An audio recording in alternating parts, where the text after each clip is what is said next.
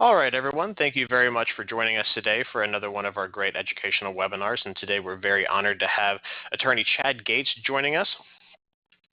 I'm your moderator, Alex Perny. I've been with Advanta here since 2012. I'm a certified IRA services professional.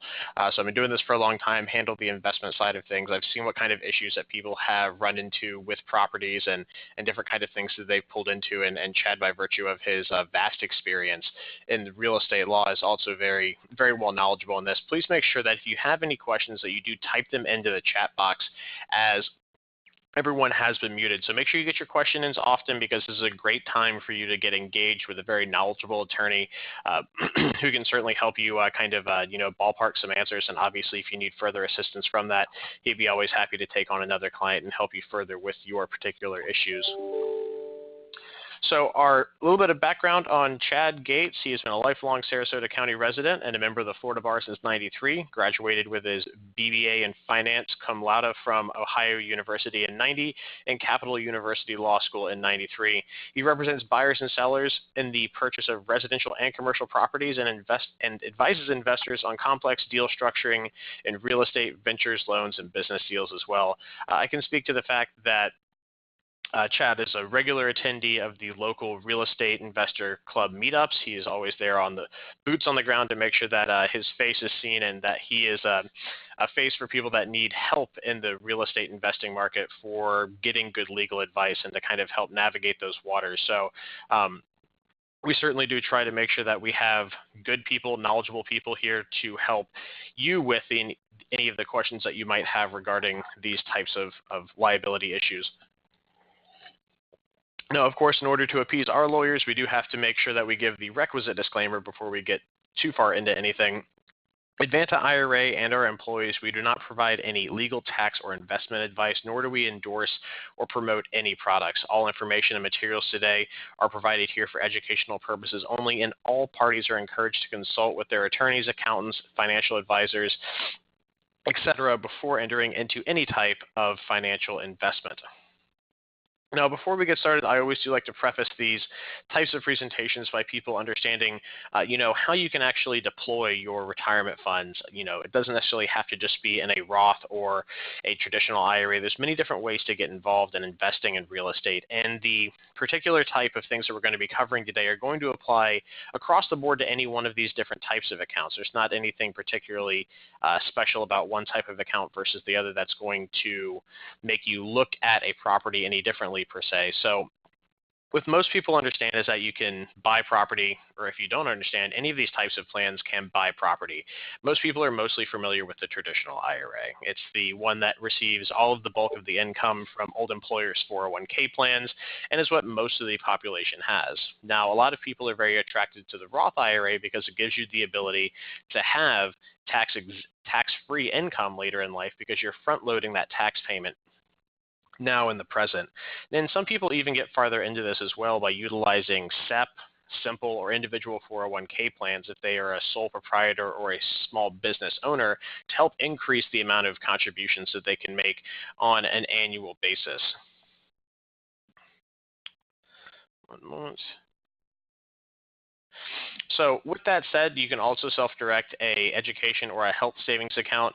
And keep in mind that the contributions, although they may be low to a traditional and Roth IRA, you're not restricted by rollovers. So if you have a Roth 401k or another IRA at another company, you can roll over into these types of plans. And if contribution limits are a concern to you, the SEP IRA and the individual 401k plan can allow you to plug away up to $55,000 or more, completely tax deductible, or in some cases, non-deductible for a Roth type plan on an annual basis. So looking at all these different types of plans, understand that you can do real estate or any other number of types of self-directed investments with them, and all of the things that we're going to cover today are going to pretty much apply equally to them.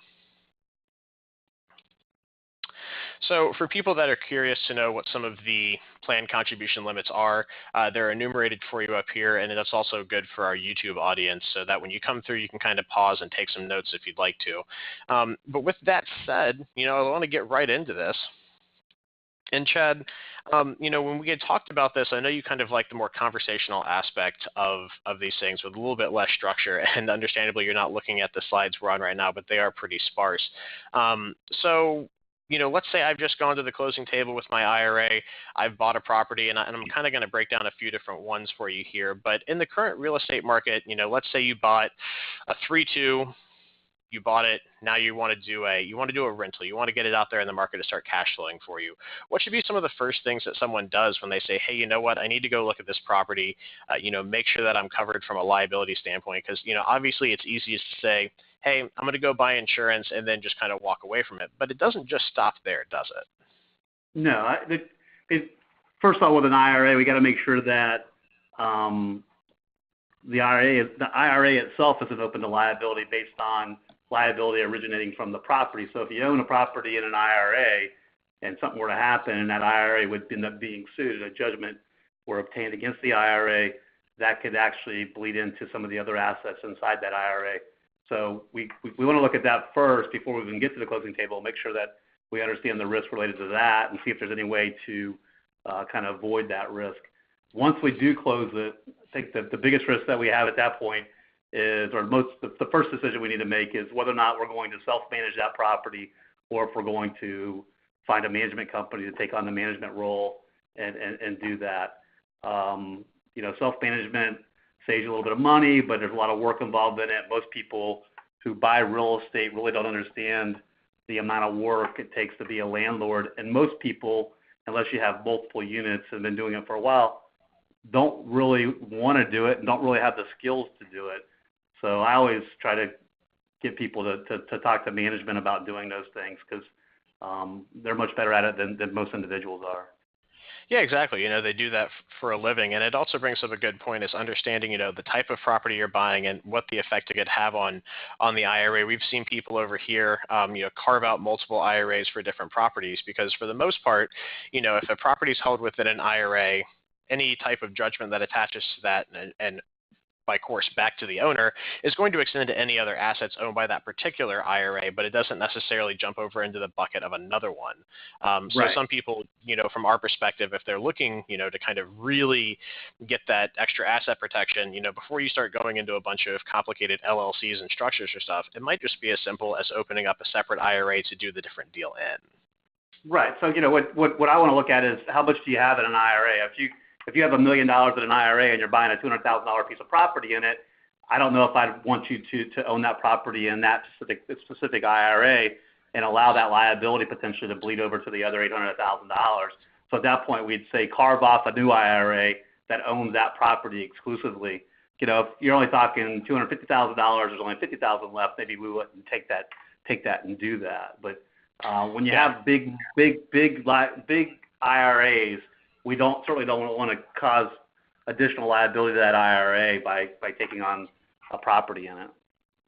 Certainly, and the other point that you brought up is the difference between self-management and having a property manager. And the thing I always like to tell people, and I kind of have my own little kitsch term for it, is that you can't necessarily be a property manager in the traditional sense with an IRA. I tell people you can be a property coordinator. You can go in, you can inspect work, you can look at it, but when it comes to changing a light bulb, swinging a hammer, rolling a paint roller, that's where you really need to demarcate stuff. So self-managing with an IRA, well, you can coordinate those issues.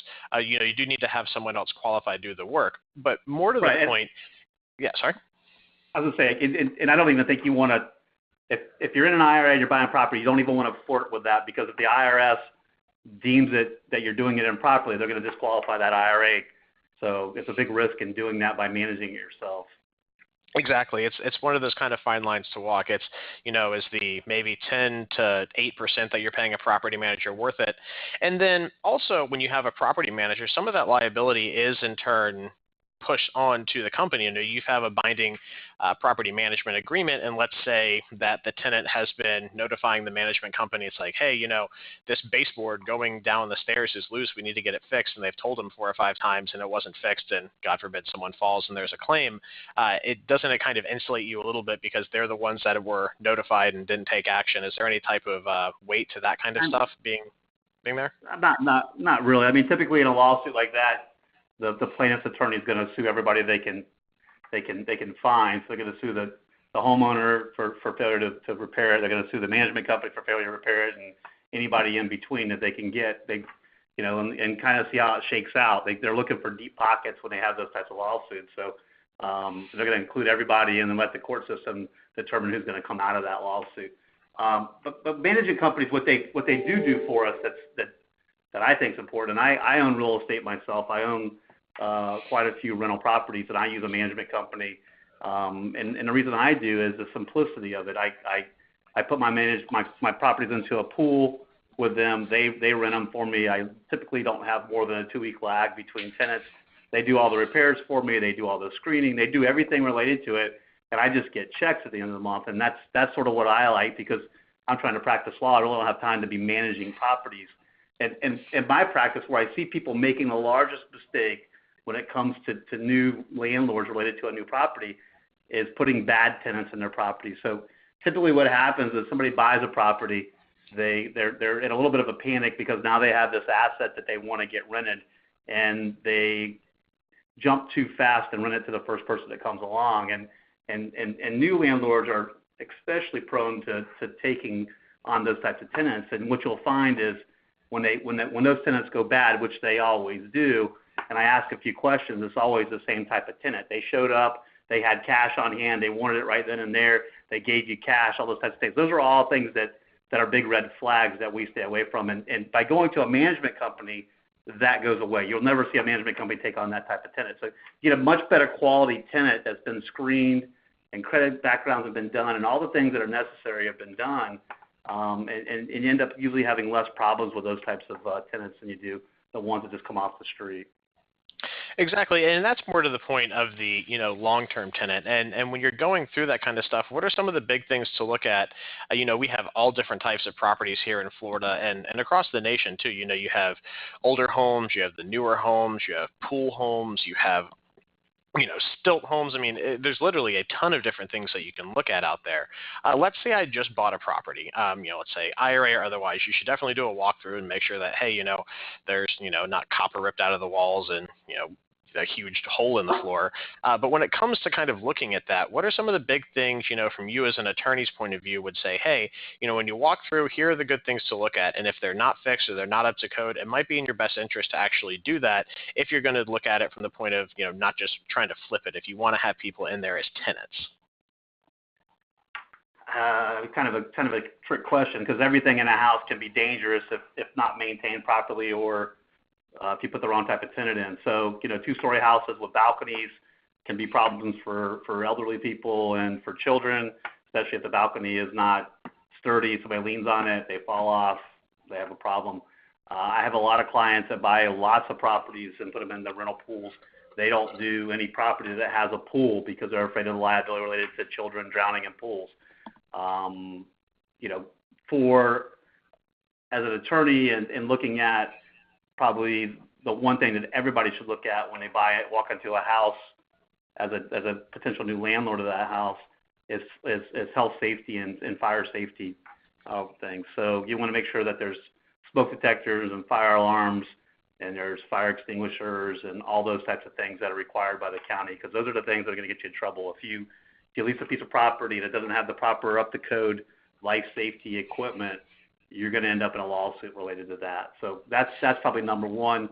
Beyond that, the other thing that typically can cause problems is the electrical panel. So if it doesn't have an updated electrical panel, I think as a landlord, I'd want to update that panel, especially if it has fuses or some other types of panels that are no longer insurable. I'd still want to update that panel so that it's done right and the wiring in the house is done right. Other than those two things, there's typically not much else that can go wrong in the house that's going to cause a lot of problems liability-wise. If a pipe breaks and the house floods, you're not going to get sued for somebody getting injured in that. So that's not something that, even though we don't want it to happen, I'm not worried about somebody getting sued because a pipe breaks unexpectedly. But those types of things where the fire safety, electrical, and outdoor components related to balconies, stairways, and pools are the things where I see most of the liability. Gotcha. And is there a good way for people to kind of check that, when it comes to balconies, stairways, pools? Is there a good place to check that, or is it kind of one of those things you bounce it off a property manager or call an attorney? Just any big things. I mean, maybe like looking at making sure all the steps are clearly secured and there's not a loose baseboard or something, or a newel post that's about to fall off. Any kind of easy tips to kind of avoid some of the big things that you've seen maybe come up in a lawsuit. Well, for stairs and balconies, you probably need to get a contractor out there to look at them and make sure that they're installed properly and that there's no deficiencies related to those items. Where we see most accidents on stairs and on outdoor balconies, there's the flooring type that's used. So, a lot of people want some really, really shiny, glossy tile, and unfortunately, shiny, glossy tile on stairs and balconies that are exterior and exposed to water or moisture are pretty slick. So you see a lot of injuries related to people sliding down those things or falling, related to how slick they are. So that I would look at the type of material that was used on anything where water or is exposed to the weather would be. That's number one. On stairs, I would look at the materials that are used to not only construct the stairs, but also the materials that are used on the stairs. Carpeting is easy because carpeting isn't very slick, but it gets dirty. So people usually want to go to a hardwood or to a tile. And I would make sure that those tiles or the hardwood that we use have some sort of abrasion to it, so it's not going to be so slick. Pools, there's some codes about what has to happen with pools. There's an alarm system that all pools have to have. There's a safety fence around all pools that are required by code. The problem is that most people, when they buy their house, the first thing they do is disable the alarms and disable and get rid of the pool fence or put it in the attic or the garage. As a landlord, I would want to make sure those things are working if I'm renting that house. If the tenant disengages them, that's okay. That's on them. But I certainly wouldn't want to give them a property that had those items disengaged or being placed in storage. Sure. And is it a good idea, let's say you're going through and doing all this and you want to make sure of everything. It's always a good idea, to take pictures, before that you rent people things, just to make sure that, you have proof of this stuff. Is that kind of a good way to do some good practices for that? Yeah. I mean, you absolutely, as a landlord, should have pictures of the day you turned over the property related to everything in that property, so that when that tenant does vacate and you end up with an issue, you can prove to a court that, the condition of the property, the items that were in the property, all these things that the tenant's going to make up and say that weren't there, or they didn't damage, whatever it may be. So yes, videotape, pictures, all that stuff is very important to have on every property that you have out there. Sure. So there's a lot of different things that come up with the changing real estate market. I know especially down here in the St. Pete, Tampa, Sarasota, Bradenton area, we have a lot of different types of properties. So let's say instead of doing a rental, you're going to do a flip. You want to do a renovation job and you want to get back out on the market pretty quickly. You're going to have a ton of different subcontractors. You're going to have different people coming in.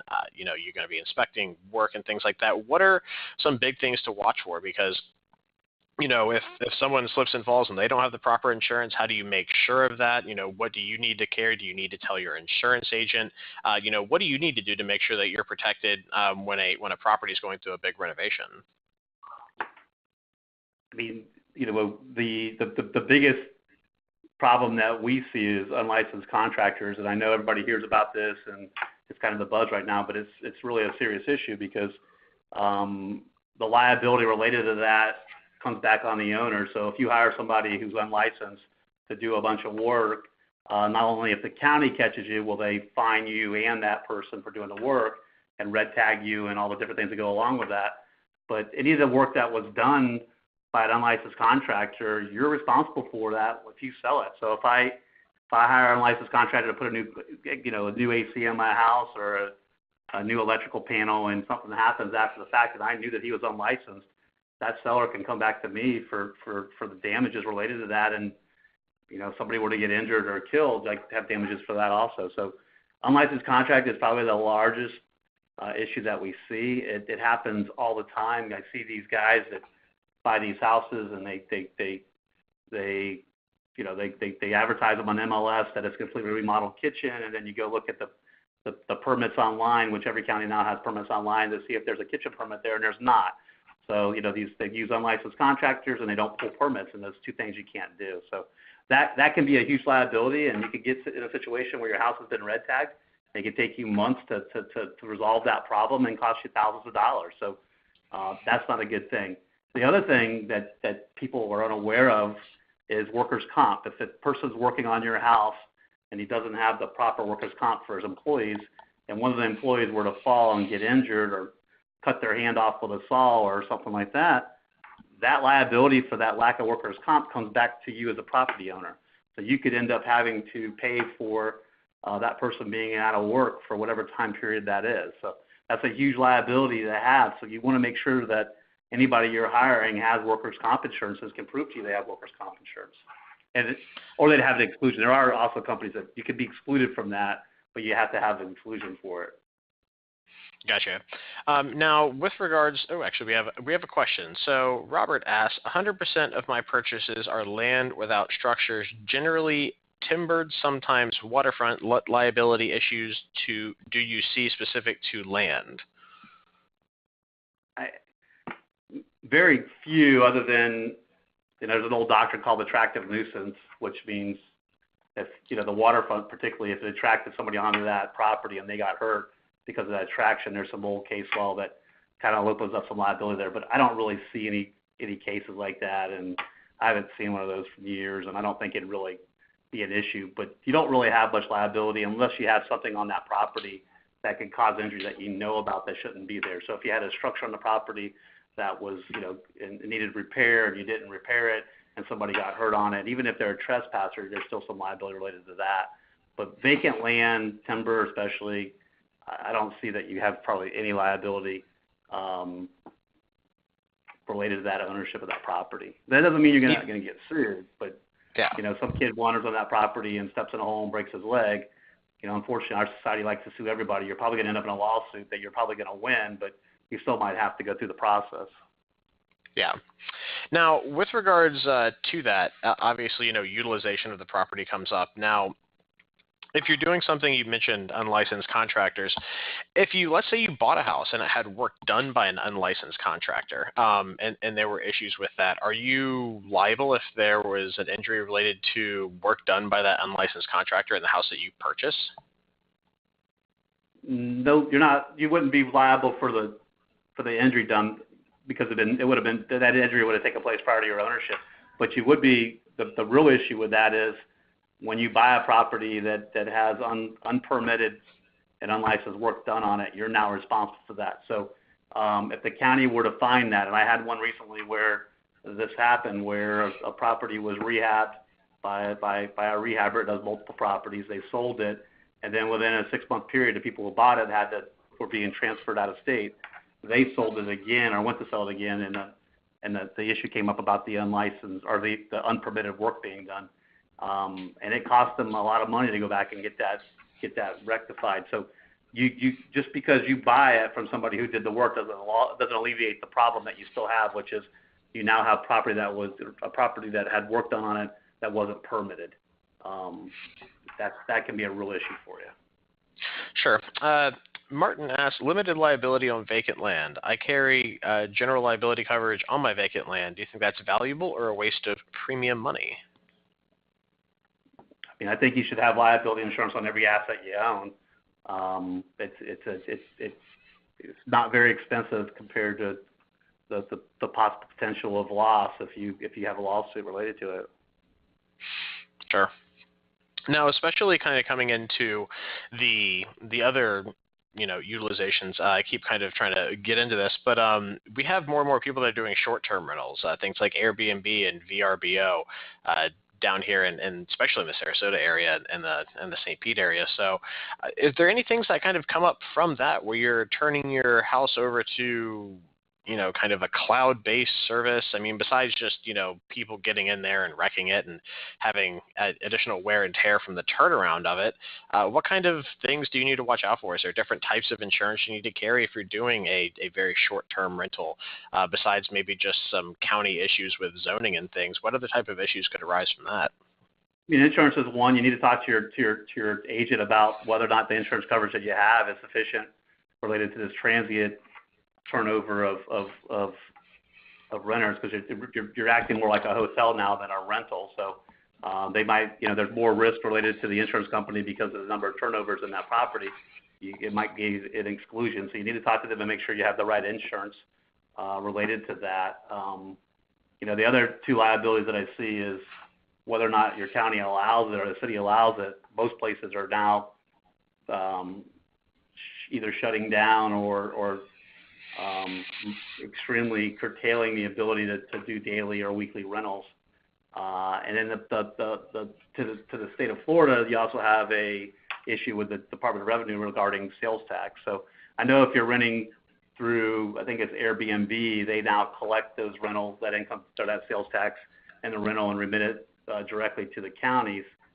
But if you aren't doing that, and you're doing daily rentals, you could end up owing, a lot of money to the state for sales tax. And the state can attach a lien to the property if there's unpaid sales tax from short-term rentals that are less than what? It's less than 6 months and 1 day in the state of Florida. Anything less than 6 months has a sales tax consequence. So, when you're renting these things out daily, I don't know if VRBO collects the sales tax. I think they do also, and remit it. But if you're doing it through Craigslist or something like that, you could end up in a situation where the sales tax obligation could be a problem for you. And on the other side is the county, and people say, well, how's the county going to know if I'm doing daily rentals? Well, when VRBO or Airbnb remit their sales tax, it's pretty obvious then to the county that property is probably being used for short-term rentals. Exactly, and depending on where the property is, you might might be less than popular with your neighbors. I know that's how especially in some of the nicer areas of Sarasota, out on Longboat, St. Armands, especially up here in St. Pete and other areas. If you're in a nice area trying to do this, some of those people don't want people coming in and partying and going to football games and stuff like that. So that would be the other way. You get a code violation, and then the code violation reports that it's being run as a short-term rental, and then you're on their radar for right. that. Now, you mentioned an interesting thing about a property potentially being looked at as operating a hotel or a short-term structure for that matter. I'm at a loss for what the proper word would be. But I mean, you may not get into this very much in your practice, but are there any special considerations for, obviously with a rental, you need to make sure that you have smoke detectors, and if you have, gas appliances, carbon monoxide detectors. But is there anything special particularly to that kind of niche of the short-term rental hotel things that you need to make sure are there past just what you would do for maybe a longer-term rental, like a year or 7 months lease? Yeah, I don't know any particulars, but I would venture to guess that there is, because hotels and more transient places like hotels are regulated by the state. They have their own department that actually inspects them and manages them and does the whole thing related to making sure they're in compliance. So I would think that if you're turning your property into something that looks more like a hotel with short-term rentals than an Airbnb, being if you have a fourplex and all of a sudden you decide instead of renting it out, you're going to rent out rooms, and you got 8 rooms that you rent out inside this fourplex. That's probably going to start making you look like a hotel more than anything, and you might have some different obligations and requirements for licensing and inspections with the state that you wouldn't have normally if you just rented it out as a complete unit to an individual. Sure. Now, kind of going back, and you mentioned inspections, I think that's a good one to kind of jump on. I know by virtue of the fact that I was a member of NARPM, the Property Management National Association, for a long time, people talked about doing periodic inspections of a property. Is that good? Is that overkill? To kind of make sure that, let's say something's been, or I guess it kind of comes to the point, if the tenant has altered something in the residence that causes a hazard, is it better to live in ignorance and not do this kind of inspections? Because if they hurt themselves on something, is it their issue? Or if they change something and hurt themselves on the property, are you then in turn still liable? Well, if you know about it, you're liable. So if you're doing inspections internally of the property and you see something that is a deficiency that could cause injury, I think you have an obligation to either fix it or require the tenant to fix it in a reasonable period of time. and yes, you would be liable for that if something were to happen. Inspections. I have a real good client, and he owns a couple dozen properties, and his thing is he mows the grass at every property he owns. And I asked him why, and he says it gives him an opportunity to be on that property once a week, once every 10 days, and mowing the grass, make him walk around and see, he kind of sees what's going on there, and it makes him feel better about, the tenants that he has, and he finds issues quicker by doing that. And I think everybody that has rental property should visit that property, every month or twice a month to make sure that things are going the way they should. I don't know if you should have to go inside, but typically if you see from the outside that there's no issues, the inside is probably going to be the same. If there's issues on the outside, you probably have issues on the inside. Exactly. It's if you don't have 5 cars parked in the driveway and oil stains everywhere, probably a good chance that there's not bad things going on. But if you do have that, if they're doing that, it's probably not the greatest thing inside. Now, kind of hearkening back to Florida, and unfortunately we just saw this with the tragic hurricane that just hit us, is that so many of the older homes up there, being obviously well before newer building codes and things like that, are much more susceptible to damage. And that is a little bit of a rabbit hole, but it kind of brings me back to my point of a lot of the homes down here, especially that are in the Manatee, Bradenton, Sarasota, Tampa Bay area, are older. My house was built in 1955. It's a great concrete brick home, but there are some single pane, non-tempered glass windows in that thing that, will turn into daggers if they break. And I know especially there have been some issues with sliding glass pool doors. My grandfather has one in his house that I keep thinking if I walk into that, I'm going to be, hamburger meat. Are there things like that are, really worth fixing? Let's say, obviously that is not code anymore to have those kind of things around, but, sliding glass doors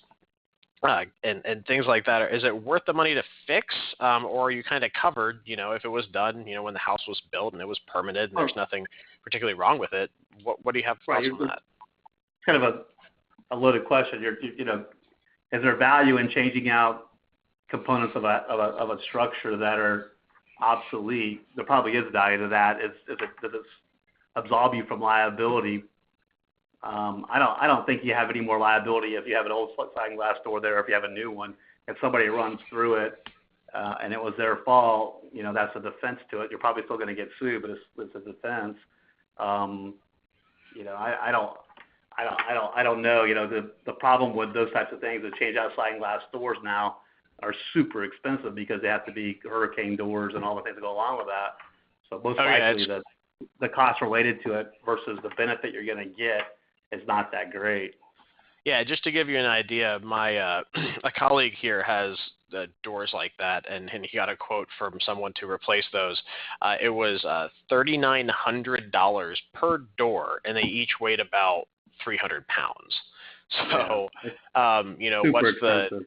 Yeah, they are super expensive, and they're like quarter-inch thick and stuff. But it's one of those things where I kind of tell my clients as well, is that the first line of defense in this needs to be insurance. Obviously the best practices are great, but the insurance needs to be there. And I always tell people, and we just had a great webinar not too long ago with Sean Wodel of National REI Guard, who is a consummate expert on insuring investor properties, IRA-owned properties, and making sure that you have proper coverages with the proper named insured. Chad, do you kind of hearken to the fact that insurance is going to be, should be your 1 or 2 number line of defense of making sure that is properly written, and you really kind of go through all the I's and T's to make sure that if you do have an issue that you have it there to make that other party whole? That's probably the single most important thing that you can do as a landlord is make sure that you're properly insured and have sufficient insurance to cover any damages that can be done or any damages that you're liable for in any assets that you have. So, if you're sitting on an IRA that has $10 million in it and you have this piece of property sitting there, you probably want to have a $10 million liability policy so that your other assets aren't going to be attached. The other thing I think is important is not only insuring the property with the proper liability and hazard insurance, but making your tenants also insure the property so that they have some kind of liability policy if they can get it. And then umbrella policies are also If you can get one, they're cheap to get. You should have one of those too that kind of fills in the gaps related to anything else. Sure. Yeah, no, I mean, I don't know if you know the number or not, but what are the percentage of these kind of claims that settle with insurance? I mean, how often do they really go and then attach back, unless there's something awful, a child dies or there's, a huge house fire or a family dies? How often do these things attach back out of the insurance? I mean, I don't know the particular numbers. I know I have a partner that does some PI work, personal injury work, and typically in those types of cases, the attorneys are only looking to the amount of insurance that's there. So, most of those claims settle before, probably 98, 99% of them settle before going to trial, and the settlement is always related to the terms of the insurance and the maximum amount of the insurance. So even if a person, there's a death related to it, and there's a $1 billion policy, you usually don't see anything more than $1 million settlement. Very rarely does it go beyond that and try to get a larger judgment that it would attach to the individual. Sure, and that's a great point to make. But then secondarily, are there any types of particular structuring with you always hear people talk about LLCs and trusts and all these different kinds of things. Is it sometimes more hassle than it's worth to do asset structuring with entities, or is there a good time? Is there kind of like a time when people should start to look at it from the aspect of, okay, now I have one property, maybe I don't need one. Maybe now I have two. Is it a good time to start looking at something like that? Is there kind of a rule of thumb or something that you like to point people in the general direction of when it comes to structuring the entities that actually hold title to these assets? I believe that you shouldn't hold any asset that's an investment asset in your own personal name when it comes to real property. It needs to be in an entity, LLC or a corporation. The real question of that is, how many entities or how many properties do I own in that entity before I start thinking about opening additional entities? And you can get pretty, you get a little out of control with these LLCs. If you own 20 properties, you have an entity for for each 20 of the 20 properties, to start to get to be expensive between tax returns and state filing fees. So the question really that we talk about most is how many assets are we comfortable with the holding of one entity, and then before we open another entity and start putting assets into that entity. I have clients that do one for every property, and I have clients that hold 30, 40, 50 in one entity, and everything in between. So it's kind of, you got to look at what you're comfortable with. Sure. And then just one thing kind of general to Florida. Any thoughts on holding properties in the Florida Land Trust that we have on the books here? I mean, land trusts they have their purpose, but most people use them for the wrong purpose. I think when I go to different groups and I start talking to people and land trusts come up and they start asking questions, I always ask the question back is, what do you think a land trust does? And the number one answer I get from people, the reason they use land trusts is for asset protection purposes. Well, land trusts, all trusts actually have no asset protection qualities to it. It flows right down to the beneficiary. So if you own a piece of property in a land trust and you're a beneficiary, and that land trust will that property were to get a judgment against it, it flows to you as a beneficiary. So that it's not going to give you any asset protection purpose or ability. If we use land trust, I recommend most people use an LLC as the beneficiary, because that will block that liability from going any lower. But land trusts, in the past were used for a couple reasons, and they're still used for one major one, which is the ability not to be known. I can have a land trust that owns property. I can hire a corporate trustee, and my name is nowhere to be found on that property. So a lot of people who have multiple properties like to think that it helps them as a landlord, because when they're dealing with the tenants, they tell them that they're just a manager and not an owner, and the tenant can't find out really who the owner is. That helps if you're trying to buy up a block of houses and you don't want the neighbors to know that you're the same person's buying everything. Land trust can kind of help with that too. 10 years ago, we kind of used land trust to avoid doc stamps on transfers. I could sell you the interest in a land trust and not have to pay doc stamps on that transfer. That loophole has been closed up by the state of Florida, so it's no longer there. I mean, there's some reasons for it, but really the asset protection, which everybody thinks they get, is not there. Yeah, not immediately. I mean, obviously there are ways to structure where you can get it, but it's a little bit more complicated than just saying, oh, I have the Florida Land Trust, it's in there, I'm protected. It's always good to something to talk to an attorney about. Another interesting aside, and I do believe, and correct me if I'm wrong if you know the history on this, didn't the Florida Land Trust statutes really kind of get revamped right before a certain moused individual started buying up property in Central Florida around Orlando? Yeah, I'm sure it did. I don't know the particulars of it, but I'm sure it did. I was at a meeting with Mark Warda last week. We were speaking, and he was talking a little bit about the history of it. I thought that was kind of funny from the aspect of like when you mentioned if you're trying to buy up everything on a whole block and you want to kind of keep the anonymity there to keep your name from just being searched in the public record for that. It certainly is something that would be useful for that. Now, right. When it comes to the grand scheme of things, and you look at your exposure as a landlord, what is the single one most thing that you could say if you have these properties and you're looking to kind of in general just do it the best way? Is it something that, making sure that your name's off the public record? Is it something that you should say, hey, let's put this in an LLC, insurance? Is it a combination of the both? If, I was to come to you tomorrow and say, hey, Chad, I got, $500,000 from a relative, and I absolutely want to get involved in real estate, but, past just going out and paying cash and buying it my own name, what are kind of some of the big things that you would tell someone that comes in, kind of green like that? It's like, hey, here's the big things you need to watch out for. Here's what you shouldn't be doing. Here's what, you should probably look into doing more of. I think first and foremost is your tenants. Most of the problem we see are related to tenants, and typically, and you putting a bad tenant into a property, and now you have to get them out, and the cost associated and the time associated with getting them out. We talk about liability and all these other things. That's so rare. I mean, literally in my career, I've practiced real estate law for 26 years. I don't have one landlord that has ever been sued for an injury related to a house. In all my career, and the thousands and thousands of properties that I've been involved in, I haven't seen one lawsuit against one of my clients related to liability. I've seen thousands and thousands of issues related to tenants.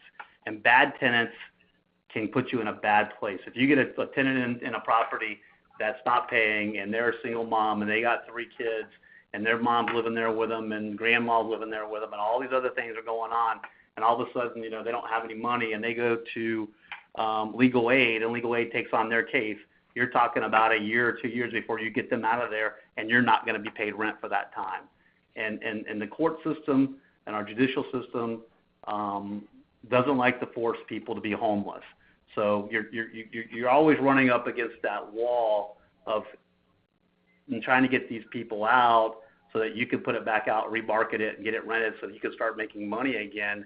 And the judges or whoever it may be not wanting that to happen because they don't want to displace these people onto the streets. So that's probably the biggest issue that everybody has when it comes to being a new landlord, is making sure you find quality tenants. Do the background check, make the phone calls to the other landlords that they give you for references, and make sure that they were good paying tenants. But also be careful. There's a lot of landlords out there that'll give you a good reference just because they want them out of their property because they're so bad. You got to be careful of that too. But I had a client, and his rule also is he doesn't rent to anybody unless every person who's going to be there, including children, show up for the interview. He wants to see everybody and talk to them. He wants to make sure that they're not going to have problems, and he wants to see the cars they're driving up, and the people they are, the number of dogs they have, and the dogs they have, and you'd be surprised the number of people that rent to a family that says they have a dog, and all of a sudden they come to me and say, hey, they told me they had a dog, but I didn't realize it was a pit bull or some other type of dog, that now their insurance is becoming a problem. Well, if you meet those people and you meet the dog, you know that. So I would say if you're going to do anything beyond buying the property and the right entity for you, as your accountant says you should, and insuring it, is the next thing, and probably the most important thing, is find quality tenants. Don't take the first one. If it takes you an extra month to find a good quality tenant, let it happen. It'll save you so much money in the long run. Yeah, that lost $1,500 rent check is going to be certainly cheaper than paying. That's what maybe 3 hours, 4 hours of an attorney's time. I It's mean, yeah, but it's not only it's not only the time and cost related to the eviction. That's $1,500 and a couple $100 to the court. You're probably going to be able to get the cost of your eviction done. But the real problem is that 1 out of 10 or 1 out of 20 that has some sort of defense that you can't get around. They got I had a client the other day call me up and she says I need to evict this person. I asked her what's going on. She said she hasn't paid in 2 years. I just got to get her out. I said, well, why have you waited so long? I said, well, she had cancer and I couldn't evict a person with cancer, but now she's in recovery. I said, you waited 2 years because and this lady felt bad. She didn't want to evict somebody that was being treated for cancer, but she had to pay her payment on that property for 2 years and not collect any rent for it. I mean, that's the problem you have with tenants is sometimes, you're not going to get paid and you're paying that bill, and that becomes old after a while. sure. Yeah, it's one of those things where you definitely got to make sure you stay on top of this kind of thing. Now, with regard, you brought up an interesting point of requiring people to meet the whole family, meet the dogs and everything. What kind of there is such a fine line in today's society of you not wanting to rent to someone. Let's say you meet everyone and you just don't feel comfortable. Is there any do you have to have a valid reason for denying their application? Let's say they had, good references. Let's say they didn't have, any, their credit checked and everything was fine. You meet them and you just didn't like it. Is there any type of disclosure you have to make other than just saying, no, I'm not going to rent my property to you? Well, I mean, you got to be careful that you don't discriminate. So there's, there's statutes and documents, our articles everywhere about what those are: sex, religion, all these different things you can't discriminate against. As long as it's not for one of those reasons, I think you can pretty much pick whoever you want. Most tenants, or most landlords, I think, the way they handle that is they collect multiple applications and then they make a decision based off the applications as to who the best person is. Sure. Now, have you ever seen a lawsuit come up where someone did that and they had an issue because they just denied someone because they didn't want it? Is there any type of thing where let's say you put it in writing of saying something like that, or do you really have to disclose why you didn't accept their application? I wouldn't disclose why you didn't accept their application. I would just, when I was doing it myself, I collect all the applications and tell them I'd be back to them within a week or so, and either tell them yes or no at that point in time. But yeah, I guess there's liability related to that. If anybody can sue you for anything or file a complaint against you with one of the commissions related to that. So there could be. You got to be real careful with it that you're not discriminating against people. Exactly. It's a hard line to walk, but it certainly is a good one for people to be aware of, especially when you're doing it correctly and you have a management company now, or you're doing it yourself. But let's say you have a management company. Is some of the onus then maybe passed on to them? Let's say absolutely. Okay. Absolutely. Yeah, absolutely. It would pass on to them. But again, they're an agent of yours, so anything that they're doing wrong, you ultimately have responsibility for. But hopefully they would have the type of insurance that would protect you so that if you had to sue the management company for making that mistake, that you could be reimbursed, or they would take on the case for you. Certainly. Now, kind of in summation, bringing up things is, where do you see a lot of stuff coming from? I mean, is there one particular area? So you have, houses in Florida, everyone wants a pool. Everyone wants a balcony. Are there any things that, with regards to a certain one particular item in a house, you mentioned railings, steps, and things like that. Is there one that maybe generates a lot of smaller issues? Is there one that generates like the big whopping issues that you see more often? If you were to look at a house and you wanted to maybe find the one that's going to cause you the least amount of issues, does it really matter so much so long as that you're doing everything in good faith, or is there a kind of a sweet spot of ones that are ideal enough to be rented out but yet aren't going to throw off a ton of potential liability issues for you? I mean, pools are probably the only one I can really think of. There's a lot of things going on with pools and some requirements related to it, and that's typically what happens is somebody drowns in a pool, especially a baby or a young infant, that causes these things to happen, and you read about it in the paper or see it on the news all the time. So I would say pools more than anything. Everything else that would go on in a property is typically something you can see.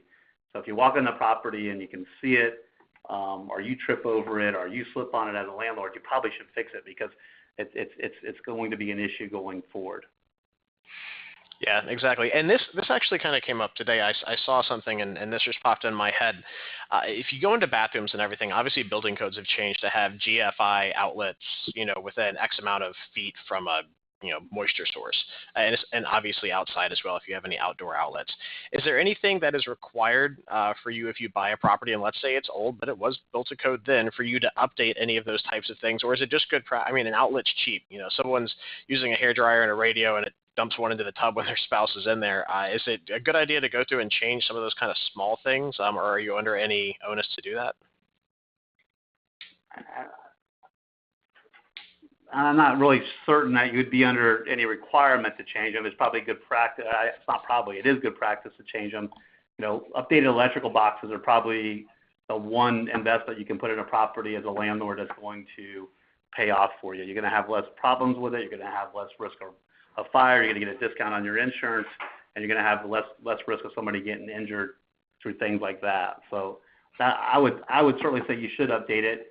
As to whether or not there's liability, if you knew of it, and who knows? I don't really have an answer about if you didn't update it and it was working properly and it was the code and somebody got hurt. I would assume that you're probably going to end up in a lawsuit. As to where that would go, I'm not really certain. Okay. Yeah, it's just something that I think I saw. I replaced one in my house the other day. I didn't even realize that there was one in a bathroom that was just kind of a random plug, and I'm like, wait, that one's had a GFI, so I went and swapped it out pretty quickly. But it's just kind of, buzzed in my head of like, oh, that could be a real big issue. We're kind of coming up on an hour here, and I want to make sure that, if anyone has any questions, make sure you type them in. We had a couple good ones earlier, but obviously, it's time with an experienced attorney where you're not paying on the clock, so I get a few of those questions in. But Chad, is there anything particular, in kind of a closing thought that you could think of that you want to make sure to get out there, because, there is a ton of people that want to get invested in real estate, but obviously they're scared. They hear, all these people that go on circuits talking about make sure you protect your liability, make sure you protect your assets, use structures, use this, that, and the other, licensed contractors. There's so many things to worry about. Obviously we've touched on insurance, but again, just kind of a closing thought on, liabilities, things to do after you close on a property that would be helpful for people.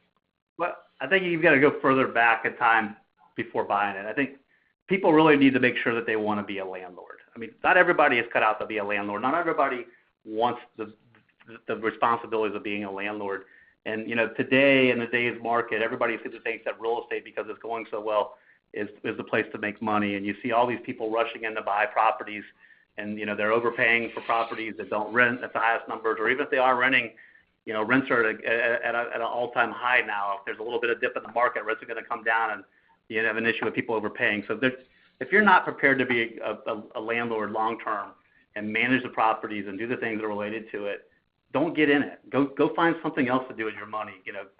Do mortgages, do whatever it is, but you don't have to own property to still be in the game. Exactly. Beyond that, I would say that the second thing is, when you're going to buy the property, make sure you structure it properly up front. If you do the work up front and structure it so it's done right, it's owned the right way, it's owned by the right entity, or the right way through your IRA, it doesn't cost you anything to redo it when you figure this out a year down the road. So do the work up front to make sure it's done right. And then beyond that, insure it. That's the most important thing, is to insure it. Yeah, exactly. There's a good point you talked about, getting in the game without actually buying property. If anyone's not familiar with who Pete Fortunato is, he's a very sage investor that's been around for a very long time. I highly recommend, if you can get out to hear him speak. He is getting old, so I would make sure that, he does do these things a little bit less often, but a very wise investor. He had a fun quote that I like to steal from him constantly, and I more often than not give him credit, but is that, when you walk into a property and you trip and fall, you didn't trip and fall over the mortgage. You tripped and fall over a loose baseboard. They come after the owner of the property. The lender is not necessarily liable for that. They have a lien against the property. The borrower has a responsibility to pay, but you can reduce the amount of involvement and your liability exposure by lending on a piece of property. So that certainly is a great way to get involved as well. We got so much less. Yeah. So much less risk too. The lender is a lot less risk than there is to be a landlord. Exactly. Yeah, we got a couple questions in here. Mary asked, what about taking a property out of a Roth? Just meet the time and age requirement? Yeah. So if you bought a property in a Roth IRA, so long as the Roth IRA has been open for at least 5 years and you're of the age of 59 and a half, you can take that property as a completely tax-free distribution. Or you can just take the income off of it as tax-free, which might be, kind of beneficial because you could continue to, just take portions of the cash flow out. You're not going to have to automatically distribute the property and then start paying tax bills, but then you could personally utilize it if you took it out of that Roth. And then Robert asked, does the insurance/umbrella have to be listed in the name of the LLC? Good question. How exactly do they need to make sure that their insurance is being written properly besides dealing with someone knowledgeable for real estate investors? They need to talk to their insurance agent. A lot of umbrella policies exclude LLCs. So you need to make sure you get the right agent that knows what they're doing who can answer that question. Yeah, exactly. It's one thing that I recommend to all my clients is to talk to a living, breathing person. Ask them if they deal with investors. It's one of those things where just going online to Esurance and buying something is convenient. I'm guilty of doing it for my cars, but I don't use them for business purposes, and it's just back and forth to my house, and it's easy and cheap. But when you do things like this for investment properties, sit down with someone who's been doing insurance for a while. Ask them if they've done things for entities. Ask them if they've done things for investor portfolios. If they can say that and they have experience and they're knowledgeable about it, those are the people you want to go with. They're not going to charge you, anything extra to get someone that has experience in the real estate insurance market. If anything, those people are probably the ones that can save you the most money in the end. So, go to something with the pulse and just have a frank conversation with them. Right. Yeah, we're hitting right up on an hour. I mean, if there's any last questions, get them in. But other than that, I'm going to put up on the slide right here. Here's Chad Gates's contact information, Ban Gates Dramis, 941-366-8010. Give them a call. We've had many clients work with them. We don't have people on that we don't, have experience with that are, good people to work with. So, we've had the pleasure of working with Chad, and I've gotten a chance to know him over the years. So, very knowledgeable. He is a real estate investor himself. So if you're looking to get into real estate investing and you need advice on that, going to an attorney that's familiar with real estate law is great. Going to an attorney that's familiar with real estate law and an investor themselves is just that much better. So Chad, thank you very much for taking an hour out of your day to come help do some education with us. We really enjoyed doing this work with you. If you have any questions IRA specific, my number is right up there on the slide as well. Give me a call or go to advantaira.com and you can get some more information.